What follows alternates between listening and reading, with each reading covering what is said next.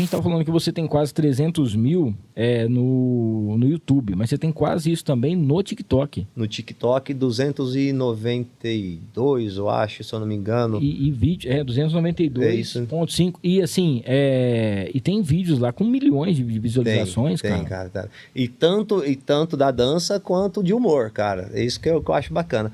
O diferencial foi realmente lançar uma proposta que todo mundo me pergunta. Eu sempre falo assim, cara, eu não vou fazer um negócio como todo mundo faz, cara. Se for pra mim fazer, eu não quero ser...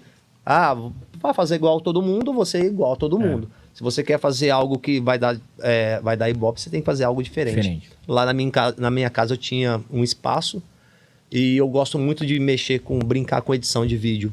Mandei um chroma aqui atrás de mim, puxei o tecido até debaixo do meu pé, coloquei um tapete embaixo e é onde eu faço a edição. Eu faço o vídeo, busco no Google um chão diferente lá e faço uma edição e jogo um vídeo no fundo passando.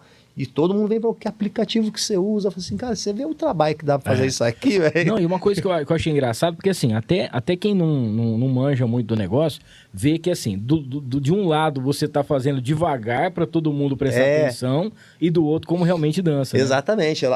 Ali é o valendo, né? Digamos assim, é o dança assim. E no outro, não é que faz mais lento, a velocidade é a mesma, mas a gente diminui a expressão corporal, principalmente a parte das pernas, para focar. Por quê? Hoje no TikTok e no Instagram, o que interessa é aqui, o quadril para cima. Então, eles fazem tudo sempre brincadeirinha com a mão, no máximo um quadril. Então, você ensina a parte superior. Então, a gente esquece a perna e faz os movimentos eles ficam mais focados na parte de cima.